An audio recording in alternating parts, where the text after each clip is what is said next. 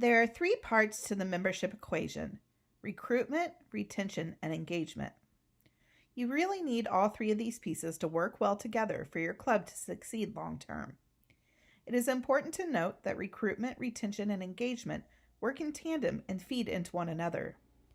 You need to have a good engagement strategy to get people involved so that they'll stay part of your club, thus impacting your retention. Of course, you have to draw them in the first place, which accounts for your recruitment. And having strong engagement and retention can help you discover what strategies work best for initially attracting new members. In this video, we'll look at membership engagement more in depth by exploring 7 different types of members. We will also provide tips and tricks associated with each type to help you form a membership engagement strategy. This is Engaging Members.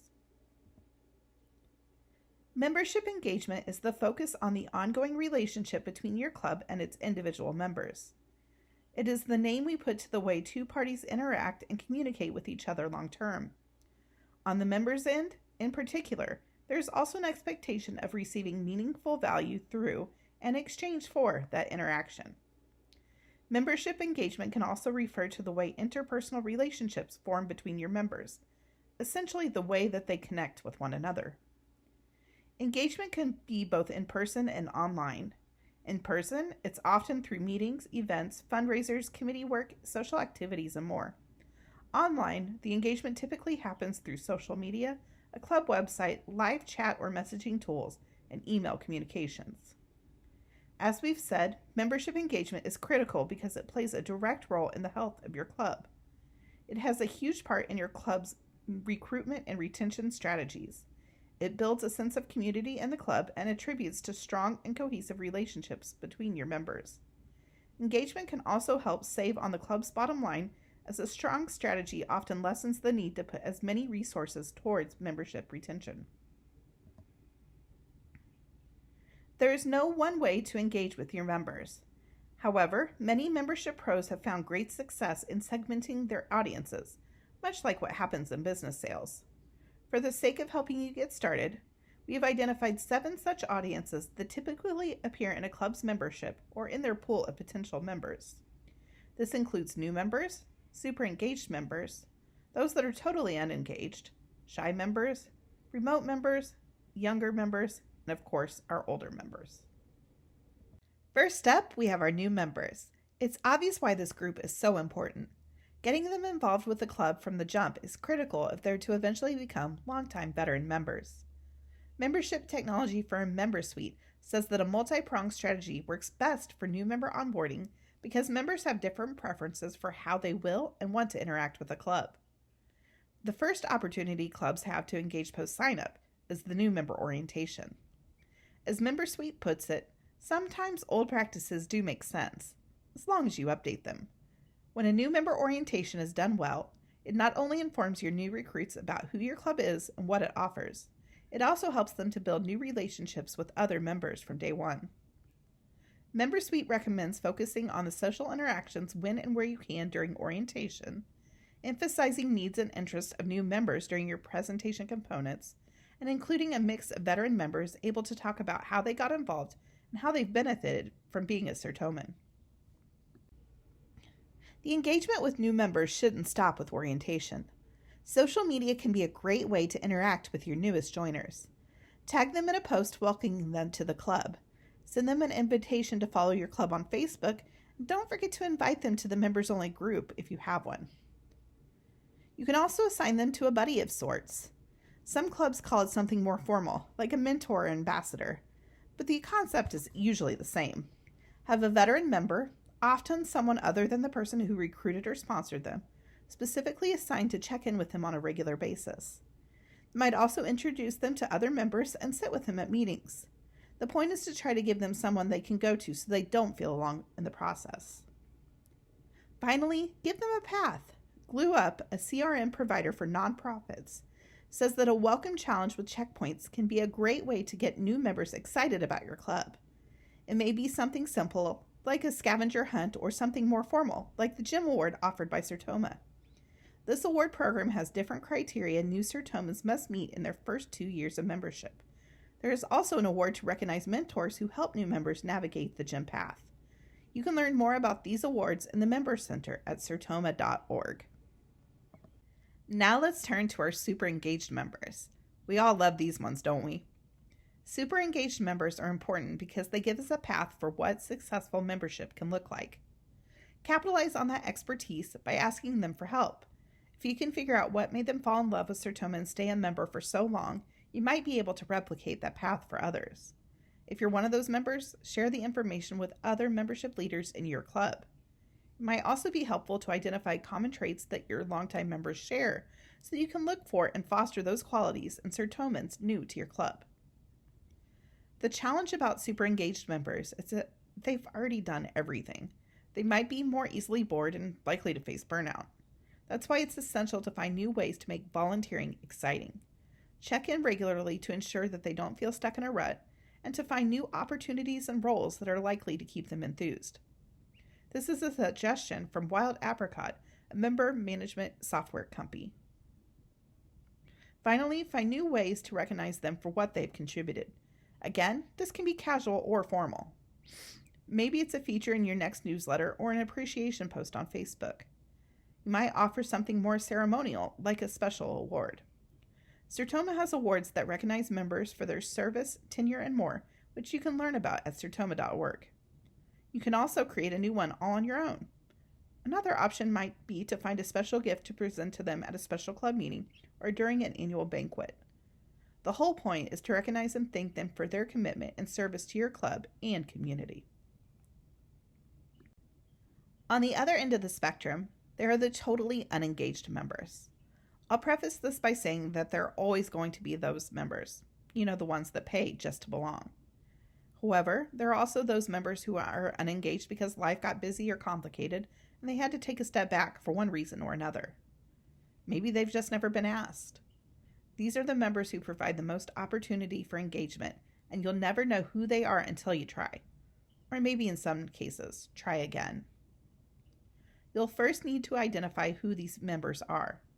Wild Apricot suggests looking for members who have not attended the last 3 major events or several months of club meetings.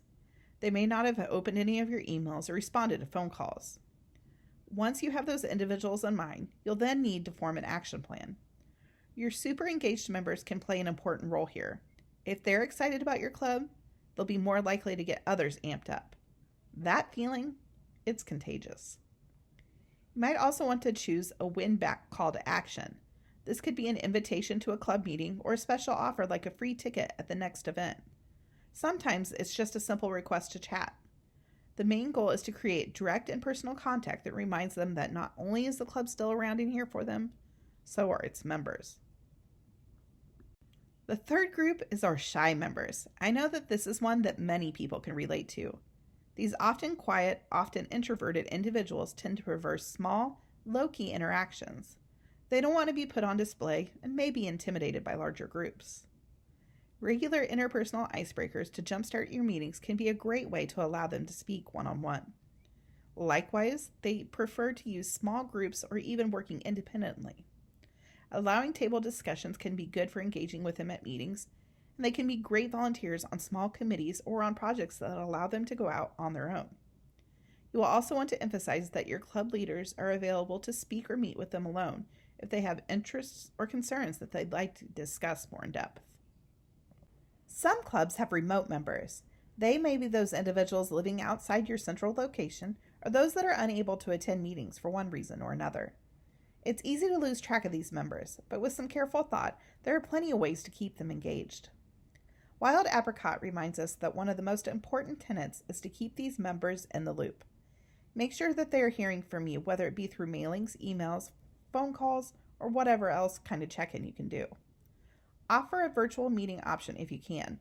Sertoma has free closed caption meetings on the Zoom platform that your club can host in a totally online or live online hybrid style. Your club just needs a device equipped with a webcam and internet access. Members will need a web-enabled device and/or telephone line to call in and join things on their end.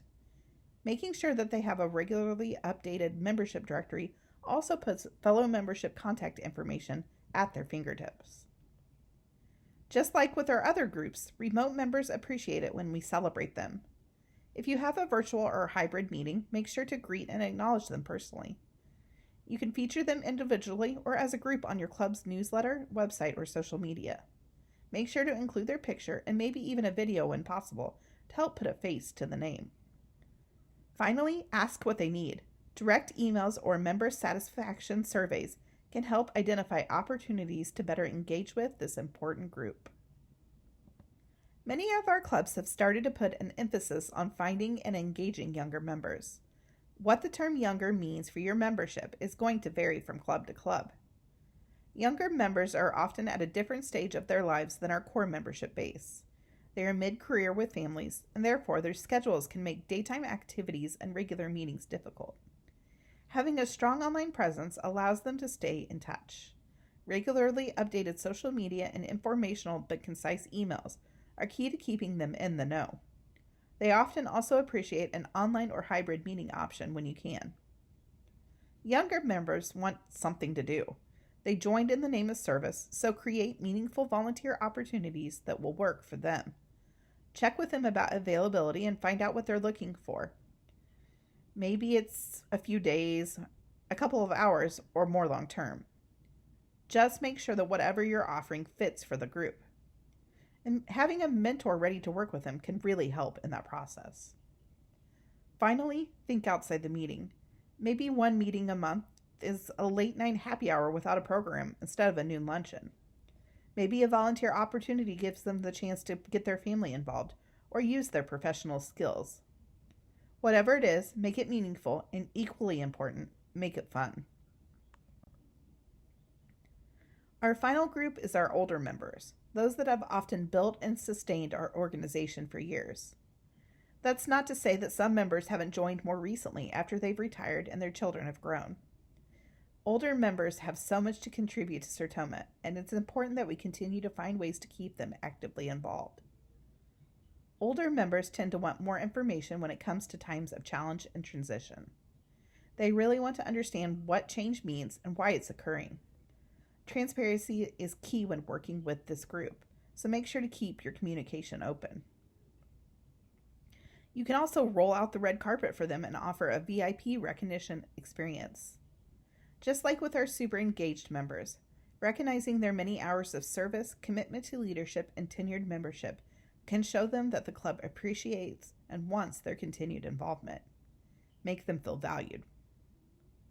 And finally, I'd encourage you to think outside the meeting again. Many older adults have more free time and are looking for ways to stay active and social. Organize a fun activity like a book club, or morning Tai Chi group, or a traveling supper club that gets your members out and having a good time together. If you make it appealing to younger members, all the better. Bringing generations together is an important part of the future of Sertoma, service to mankind, and to all human beings. Engaging members is a hugely broad topic that can mean many, many things. It can feel overwhelming at times, so it can be best to choose a place to start and to dive on in. This session has given you 7 different groups you can begin your work with and tactics for engaging with each. We look forward to hearing about how our clubs are using these strategies and others to keep their members, new and veteran, young and mature, the super engaged, and the unengaged, excited about Sertoma for years to come. You can learn more about membership engagement and other membership topics by visiting the training library in your member center at sertoma.org. You can also become more engaged with Sertoma yourself when you join and post to the Sertoma Member Center using the link on the screen.